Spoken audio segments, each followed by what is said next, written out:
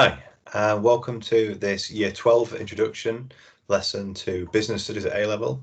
We're going to be going through the course structure and what makes up the learning as part of A-Level Business Studies, which specification we're going to be doing, how that specification is going to be assessed, and then I've got a task for you to do at the end, which will hopefully get your creative business juices flowing.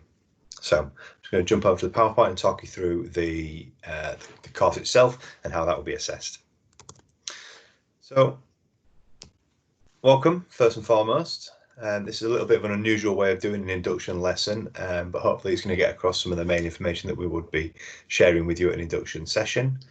And let's start off with the big one. Why study business studies? Well, business studies provide students with a really in-depth understanding of what businesses are, how they function, what influences and impacts on the success of those businesses, and how businesses sit within the overall economy. It's both a creative and analytical subject, but it's also very thought-provoking. There's a really good mix of economics, theory, case studies, and business law. You'll investigate local and international companies and get a shot at starting your own business inside school. We'll also look at some ethics and some global concerns alongside interviewing and developing staff. So it's a really broad subject that deals with a lot of content. It goes from kind of small one-man startups all the way through to multinational corporations and deals with pretty much everything in between. So what are you actually doing as part of this course? Well, we will be following the Pearson Edexcel Level 3 Advanced GCE in Business, which if you'd like to go and look it up on the Pearson website is course number 9BS0. This course is made up of 4 themes. Think of those as 4 different units and assessed through 3 different examinations.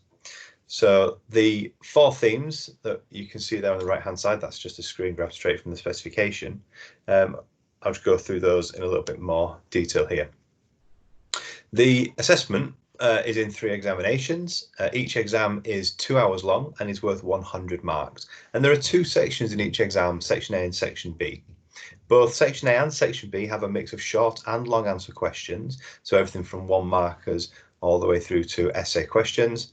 They're externally set by Pearson as the examination board, and they're all completed in year 13 of the course, so the 2nd year of the course.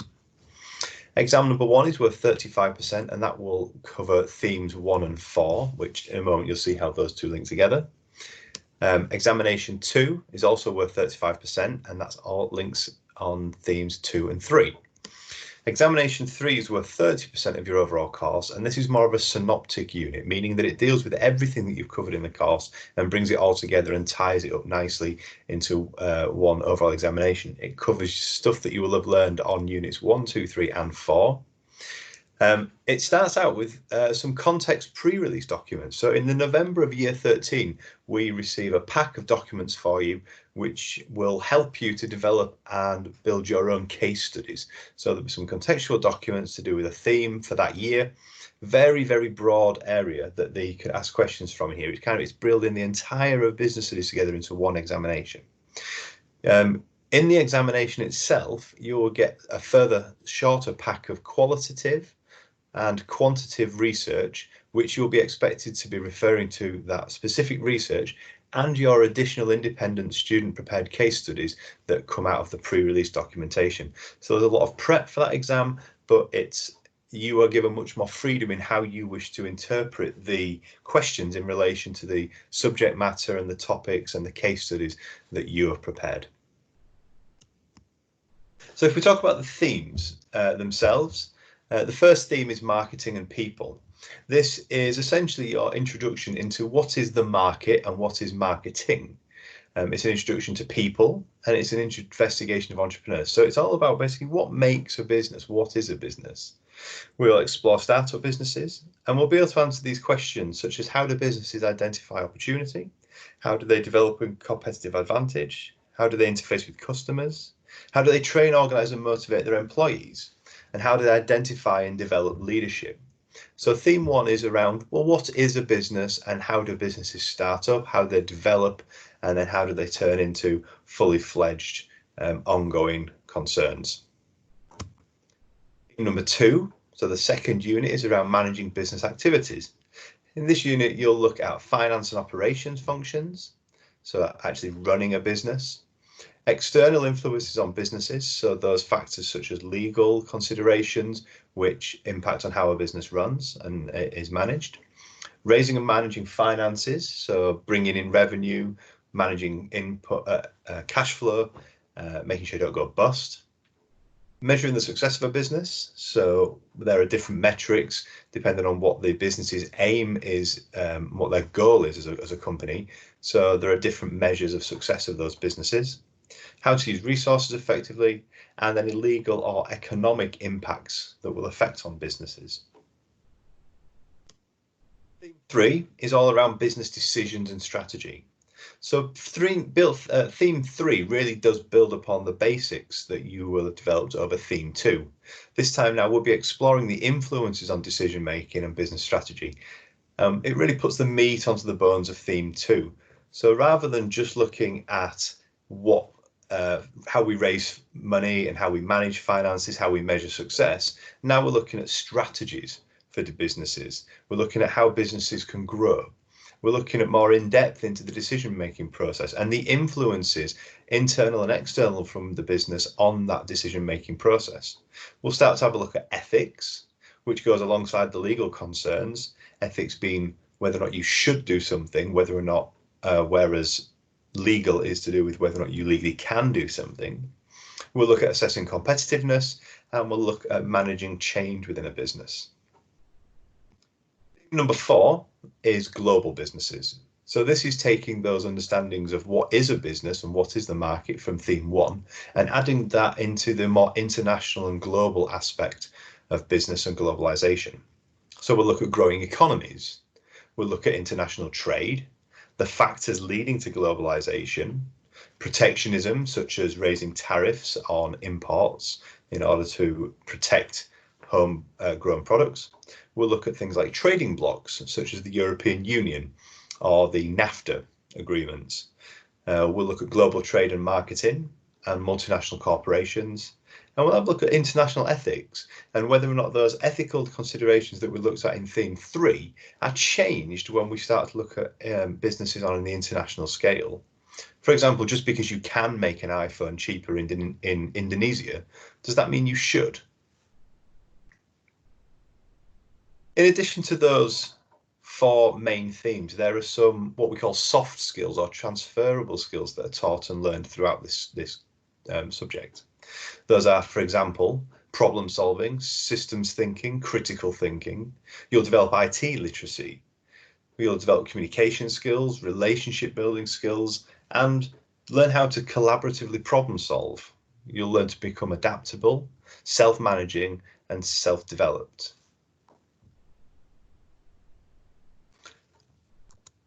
I hope that you can see from that just quick overview of the course that the subject content is very real world linked. This is a course for somebody who's really interested in the world around them, that are interested in how businesses are formed, why businesses make the decisions that they make, and how a business can be developed into something that's flourishing and gives back to its community and is very successful, and why some businesses don't necessarily meet up to that criteria, and how some businesses then fold and go under. If you're interested in running a business, if you're interested in the impacts of business, if you're interested as to why things cost what they cost, why is it that an iPhone costs so much more than a Huawei device, this is the kind of subject that you'll be really interested in or get on well with. It does involve a lot of reading and a lot of independent learning. The best way to develop things like case studies and understanding in the real world of how business studies can be applied is to keep up to date and in touch with business news. And so there is a certain amount that you can do yourself in order to prepare for this course. That covers pretty much what the course is about and what we'll learn in the course. So what I'd like to do now is just, rather than teaching a lesson over this Teams, I'd like to set you a challenge. So come back in September. When we first start back in the lessons come September, one of the first tasks we're going to have you do is to present some work. So I want you to do some thinking between now and September. I'm going to talk through that project now. So here's my task to get you thinking, and it's all about adding value. It's very simplest definition. We can say that a business takes a raw material, does something to it in order to add value, and then sells that on for a profit. Adding value to those raw materials is the name of the game, and that's whether it's a goods business that makes something, like if you imagine a soup spoon manufacturer takes in the raw materials of steel and through the process of stamping and engraving and packaging has then turned that raw steel into a spoon, which they can then sell for a lot more money than this raw steel itself would have been worth. But it's also true for services, where we take in the raw material of people's time and their expertise and their talents, and we turn that into, for example, a chef cooking in a restaurant, or a waitress who takes those personable skills, that organizational time, and turns that raw material into something that has value. So we are going to add value to the humble potato. A potato might seem like a fairly innocuous and low-level thing, but as a raw material, there's a lot of capacity here to do something interesting and new with this potato. So that's what our project is going to be on. So what can you do to add value? So this preparation for September, we would like you to tell us how you would add value to the humble spud. You should think about this as though you were really doing this as a business owner, as though you were fully in charge of this process from start to finish. We're not looking for you can just stick wheels on it and call it a car. We're looking for everything from the sourcing of raw materials right through to a marketing and advertising plan. So there are lots of things that we can think about, and we'd like to get an understanding of what you already know. If you did business studies at GCSE, maybe what you can remember from that. But if you didn't do GCSE business studies, that's absolutely fine. And this will give you an opportunity to develop, show us what your built-in innate skills you can come up with. It's a creative, and the best idea will win a prize. And I promise that prize will not be a potato. Some things to think about.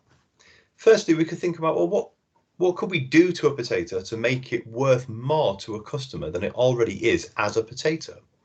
We can think about this in terms of maybe we can adapt the potato. Maybe you could shape the potato in something. Maybe you could hollow the potato out and turn it into a potato flute. Maybe you could use cut stamps out so that people can do potato stamping without having to all that messiness of cutting their own potatoes. How could you add something to it? Could you put something with this potato in order to sell it? Potatoes with a little bit of rosemary and some olive oil and some garlic that can be roasted without somebody having to get their hands dirty doing all the chopping and the preparation is something that you'll find in every Marks and Spencer's up and down the country. So how can you add something to it in order to make this potato worth more? Or could you perhaps include this as part of some other product? You may have seen the kits that are available for young children, science kits. And one of those early science kits is a potato clock, where you can actually use a potato to power a small clock timer. So that potato there, by the addition of some wires and some components, can become something much bigger, and therefore it can be sold as an educational toy. To give you a good example, or rather to give you a naff example, I'm going to give you my awful idea for something that we can do with our potato. This is my brilliant, awful idea. I'm going to cover a potato in gold. Everybody loves gold. Everybody loves potatoes. So what could possibly be better than a gold potato? So I'm going to add value to my potato by covering it in gold. There are 4 P's that we talk about in terms of developing a new product and bringing new products to market. And the first one of those I want to talk about is product. The product itself, we're asking this one question: what is the unique selling point of your product? What is the thing that makes your potato different from all the other potatoes that are out there on the market? There are many potato-based products, from instant mashed potato through to wedges, through chips, through baked potatoes and new potatoes and potatoes for growing in the garden.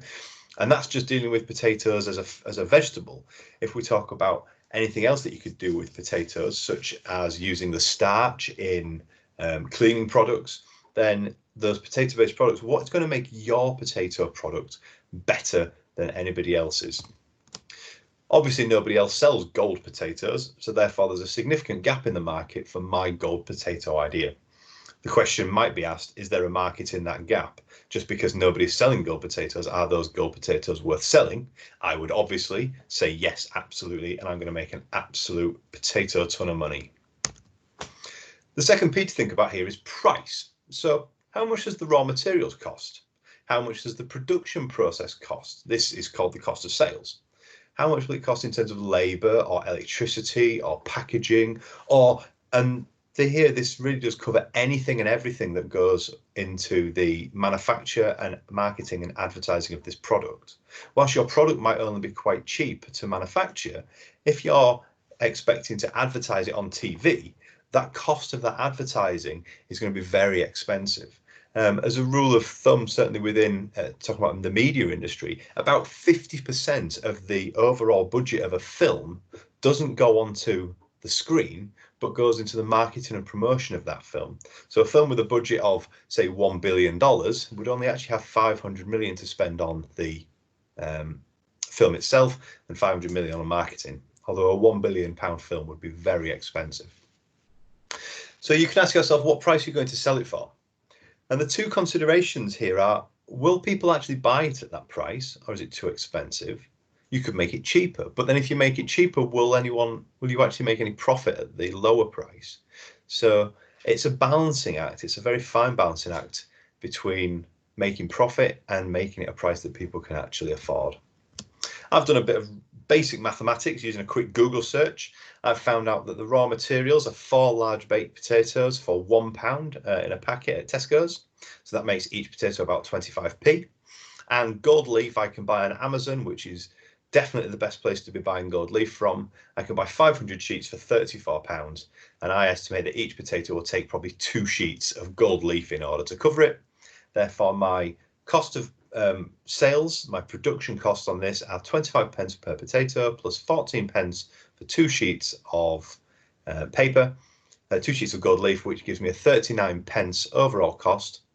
I will pay somebody £1 each to manufacture these for me, so that might take them maybe 10 minutes per potato, and that puts my overall cost for that potato at £1.39.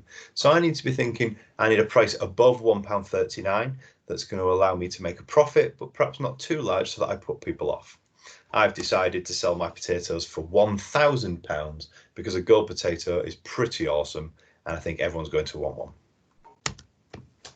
The third thing to think about is place. Now, place is not to do with whether or not you're placed in the market. It's to do with where are you going to sell your product from. So you could sell this through a website online. You could sell it in a shop. So you've got that added costs of running an actual shop, paying salaries for people to stand in that shop. Perhaps you can go door to door with your potatoes, with your products, and sell them in the old-fashioned sort of Hoover model of knocking on people's door and showing them how good they are. Maybe you could get some sort of a mail order pyramid scheme going where you trick people into buying lots of potatoes to sell on to their friends. Maybe you could start a market stall. Maybe you could go on eBay. It's entirely up to you. You need to come up with some way that you would get your product into the hands of your customers. Because my product is such a niche product, I'm going to have a private website. It will have accounts only, and those accounts will only be available by invitation from an existing customer to create a sense of exclusivity. Only the coolest people who are in know with the coolest people get to buy the golden potatoes. I will then personally deliver every single gold potato on my bike to your house, making it a real featured event moment when you get your potato. The fourth P for us to think about is promotion. Here we'll advertise your product. How will you market your product? Where will you market your product? Who is going to be your target audience? How are you going to get your adverts in front of their eyes?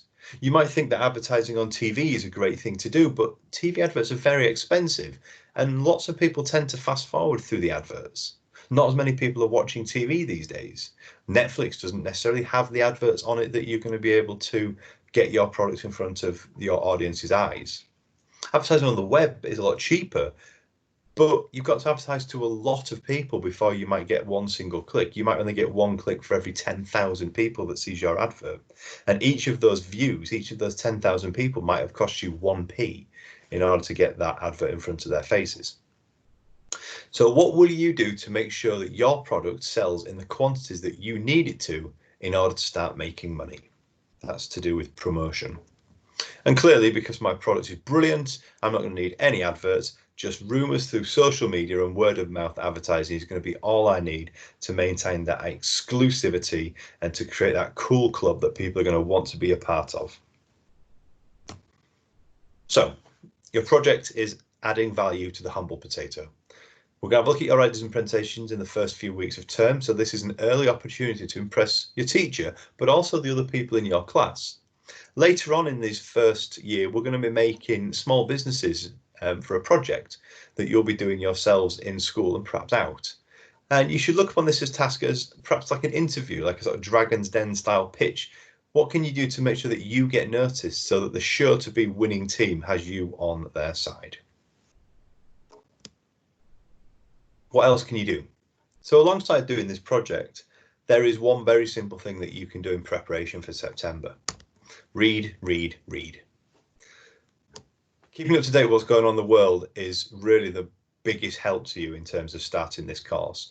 If it's something as simple as scrolling through the business news on your phone, or when you go to the BBC News website, just clicking on the business news once in a while, or going as far as subscribing to the Economist magazine and reading the Financial Times, anything that you can do, every single piece of additional understanding or extra little real world snippet of something that's going on in the business world will help you on your journey to becoming successful in business studies. That's our introduction to business studies. I hope it's been informative for you and you've got a better idea about what we'll be doing when we start back in September. There will be an opportunity to present your work. So how you go about presenting that potato project is entirely up to you. You might want to make a presentation, perhaps you could make a video and show off your video manufacturing skills. Maybe you want to create some posters or some big ad boards. It's entirely up to you. This is a chance for you to demonstrate your creativity and your thought generation processes and to really show that off. My name is Mr. Russell. I'm the head of business computing and media studies at the school. If you ever want to come talk to me, I'm sure you'll find out where my office is fairly quickly, and I'll be happy to answer any questions you've got. Our specialist business studies team will be around. Miss Rapier is one of our new teachers, and she'll be starting with us in September. She'll be there to answer your questions alongside Mr. Phillips. So have a great summer. Do read the financial and the business news and really come ready to have that debate.